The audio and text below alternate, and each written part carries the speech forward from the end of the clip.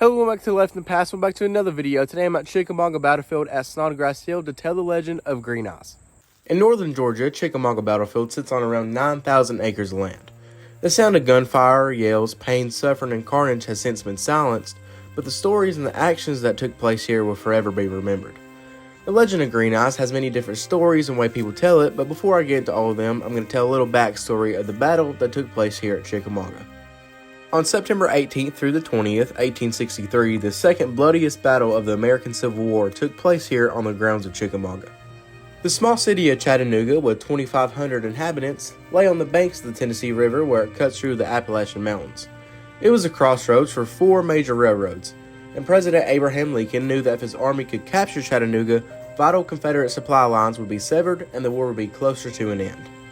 In the summer of 1863, the Confederate Army was reeling from a string of losses in the Western Theater, while the success of the Tullahoma Campaign bolstered the confidence of Union Major General William Rosecrans.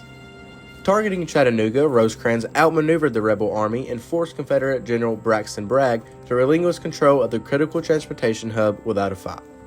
Rosecrans assumed that Bragg's demoralized army would retreat further south into Rome, Georgia. He divided his army into three corps and scattered them throughout Tennessee and Georgia. But Rosecrans made a mistake. Bragg had in fact concentrated his men at Lafayette, Georgia, where he was expecting reinforcements and was close to a vulnerable corps of Rosecrans' army. When Bragg's troops crossed Chickamauga Creek, the Federals had a fight on their hands.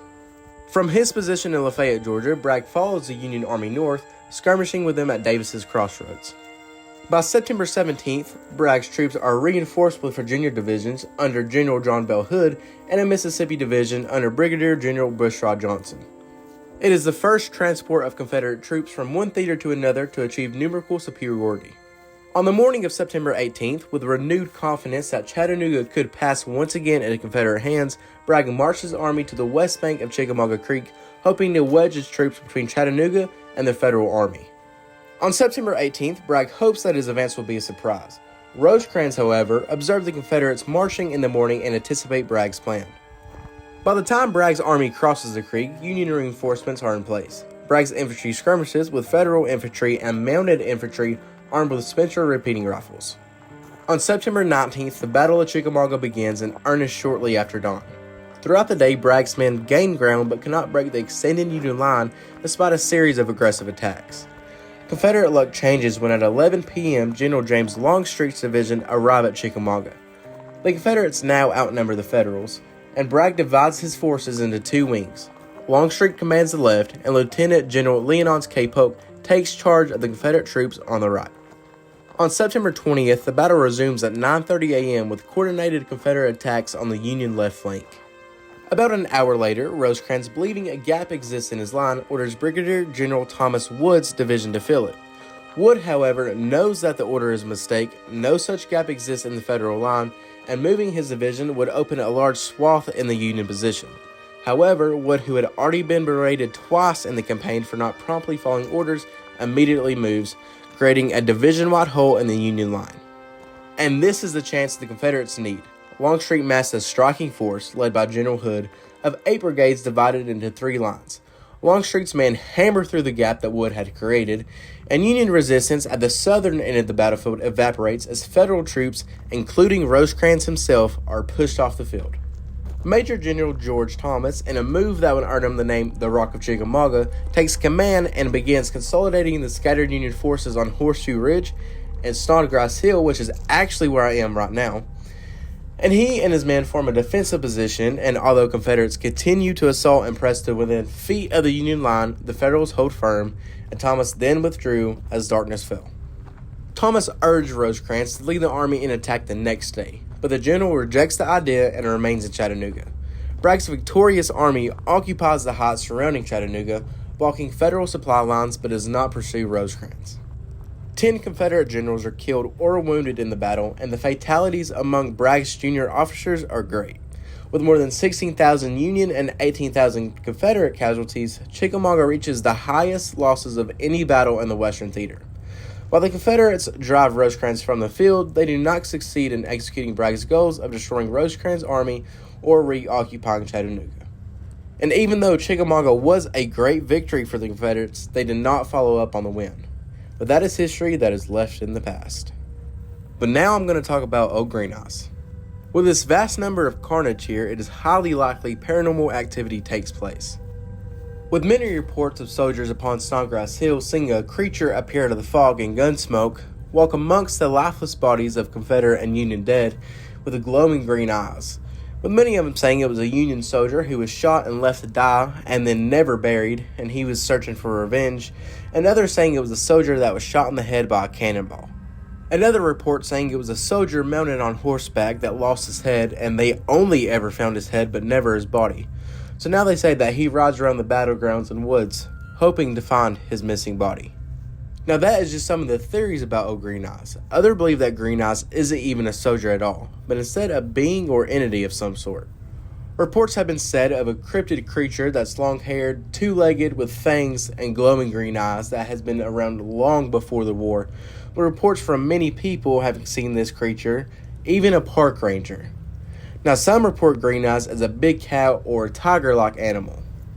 And there's even a curve in the main road that many people have reported going around and seeing glowing green eyes looking at them through the woods, causing them to wreck into a tree. And this has been reported by 2 or 3 people. Now, I'm not sure which story of Green Eyes is true, but I can tell you Snodgrass Hill is a very eerie place to be. With mass graves being 19 soldiers deep, running around 4 miles long, almost anywhere you go and step is a mass grave of lost Union and Confederate soldiers. And with this mass loss, paranormal activity is everywhere around. With accounts of orbs being seen in various areas, which my dad actually caught an orb on camera while we were filming a different video, which I'll pop up on screen right now, as well as sounds of gunfire, cannon fire, soldiers yelling and marching, weird smells such as rubbing alcohol, and even death. With almost all of these accounts being witnessed by me and my family, with the sound of cannon fire along with the smell of rubbing alcohol encountered by my mom, dad, and sister, and the smell of pure death on Snodgrass Hill that I actually encountered while filming this video, so it's safe to say that paranormal activity definitely takes place here. Now whether Old Green Eyes is a soldier, creature, tiger, or just a myth passed down through many years, this is still a story that will forever haunt the battlegrounds of Chickamauga. But now I'm going to walk around and show the rest of the monuments upon Snodgrass Hill.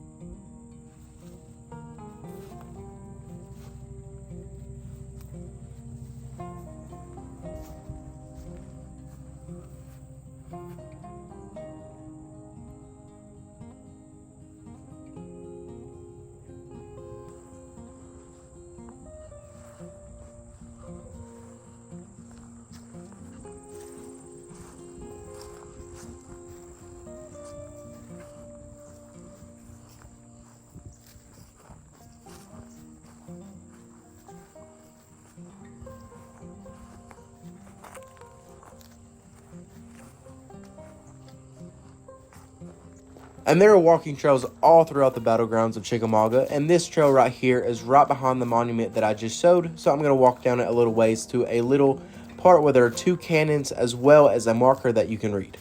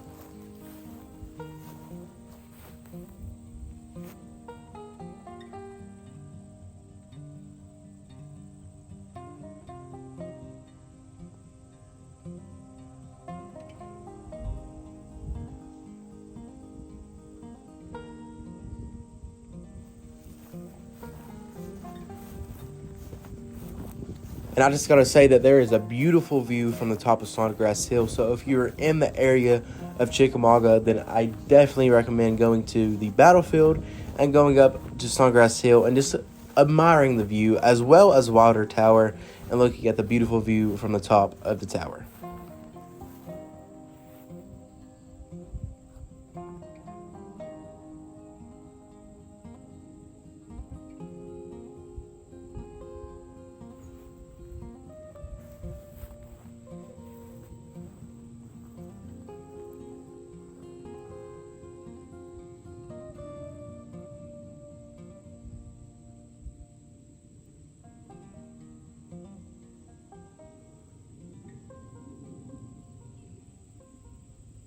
Okay, this will be all for today, guys. I hope you did enjoy that video. If you did, make sure to leave a like on it. Also, subscribe down below if you haven't already, because it's free and it helps me out a whole lot. So definitely do that if you haven't already. I hope you enjoyed the legend of Green Eyes, because I definitely enjoyed telling it for you guys. So if you did enjoy this video, leave it in the comments below. What was your favorite part of the legend of Green Eyes? But with all that said, I hope you all have a great day. But this adventure is left in the past.